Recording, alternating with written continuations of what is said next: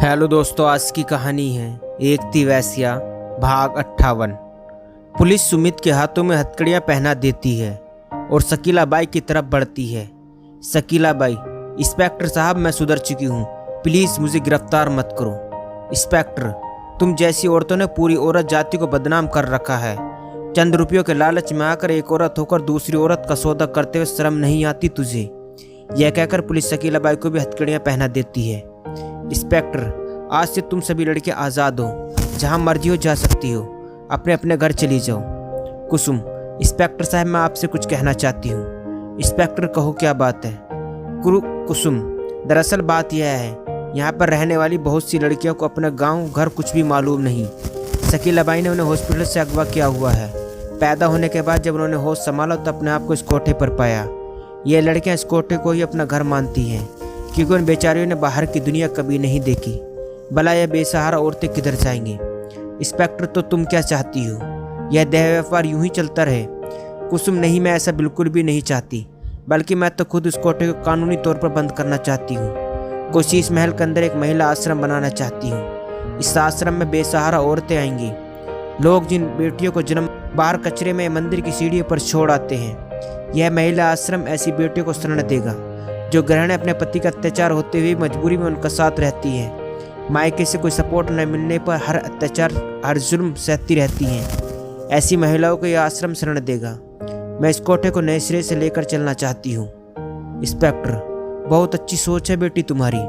Police का सहयोग तुम्हारे साथ रहेगा और मैं कानून से अपील करूँगा कि हर तरह से आश्रम बनाने में आर्थिक मदद मिल सके। अब हम चलते हैं। इस नेक काम में पुलिस तुम्हारे साथ है। जब भी हमारी सहायता की जरूरत पड़े तो एक फ़ोन कर देना। कुसुम, जी इंस्पेक्टर साहब। कुसुम ने हाँ में सर हिला दिया। इंस्पेक्टर सुमित और शकीला बाई को गिरफ्तार कर वहां से ले जाता है। कुसुम, तुम में से जो लड़के अपने घर जाने की इच्छुक है वे पूरे सम्मान पूर्वक अपने घर जा सकती हैं।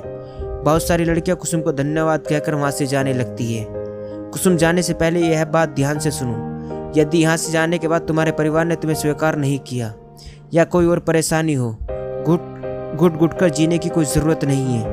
बहुत अत्याचार सहन कर लिया तुम सबने, बस अब और नहीं। तुम फौरन सबको छोड़कर वापस महिला आश्रम आ जाना।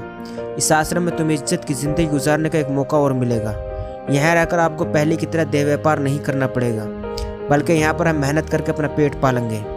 जाने वाली लड़कियाँ, ठीक है बहन, अगर हमें कोई भी समस्या हुई या किसी का अत्याचार का सामना करना पड़ा तो हम बिना सोच विचार के इस महिला आश्रम में आ जाएंगे। अब हमें जाने की इजाज़त दे दीजिए। कुसुम, शिल्पा, सुमन, मुन्नी और बाकी की लड़कियां उन्हें गले लगाकर अलविदा कर देती है। कुसुम, इस महिला आश्रम का नाम क्या होना चाहिए? सब कुसुम नाम रखने को कहते हैं, लेकिन कुसुम कहते हैं नहीं, मैं इस आश्रम का नाम अपने नाम पर नहीं रखूंगी। मुन्नी, लेकिन क्यों? कुसुम, क्योंकि मैं इस आश्रम का नाम अंजलि महिला आश्रम रखना चाहती हूँ, क्योंकि अंजलि के साथ बहुत बुरा हुआ है। उस 12 साल की बच्ची के साथ पूरी रात 4 लोगों ने सामूहिक बलात्कार किया और इस बेचारी की मौत को घाट उतार दिया। उसके बारे में सोचती हूँ तो मेरा दिल दहल जाता है। कितना दर्द था उसकी चीखों में।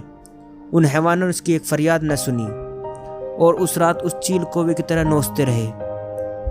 कोई इतना बेदर्द कैसे बन जाए कि किसी की तड़प पर किसी को तरस ही न आए? यह कहकर कुसुम फूट फूट कर रोने लगती है। सुमन, चुप हो जा बहन, भला तकदीर से आज तक कौन जीत पाया है? वो निर्मोही भगवान इतने ही दिन लेकर आई थी जिंदगी के। शिल्पा, चुप हो जा कुसुम, भगवान अपने पास अच्छे लोगों को ही बुलाते हैं, वहाँ भी अच्छे लोगों की ही पूछ है। सब्र कर बहन, सब्र करने वालों के साथ खुदा है। तेरे रोने से क्या होगा? तुझे इस तरह तड़पता देखकर अंजलि की रूह को भी तकलीफ होगी। रोने से बेहतर यह होगा कि हम सब मिलकर उसकी दुआ करें। अल्लाह ताला उसकी दर्जा अला फरमाए, जन्नतुल फिरदौस में जगह इनायत फरमाए और उसे चैन सुकून अता फरमाए। शिल्पा, सुमन हैरानी से, वो सब क्या होता है? मुन्नी, मेरी प्यारी बहनों, सिर्फ जुबान का फ़र्क है। मैंने अपनी जुबान में यह कहा कि भगवान अंजलि की आत्मा को शांति दे और उसे स्वर्ग में अच्छे पद पर शरण दे। मधु, इसका मतलब सिर्फ नाम अलग है, वरना हर धर्म एक समान है। मुन्नी, हाँ बहन, हर धर्म यही सिखाता है कि आपस में मिलजुल कर रहो, माँ बाप की खिदमत करो, ज़रूरतमंदों की मदद करो, भूखे को खाना खिलाओ, कपड़े दो, बड़ों का सम्मान करो, छोटे से प्यार करो। किसी ने सही कहा है, हिंदू, मुस्लिम, सिख, ईसाई आपस में है भाई भाई, लेकिन आज कुछ नेताओं ने अपना सिक्का जमाने के लिए इन सब के बीच में एक दूरी पैदा कर दी है। मुस्लिमों को हिंदुओं के खिलाफ भड़काया जाता है, हिंदुओं को मुस्लिमों के खिलाफ, ईसाइयों को सिखों के खिलाफ, तो सिखों को हिंदुओं के खिलाफ। चंद वोटों के लालच में देश कई हिस्से में बढ़ गया है।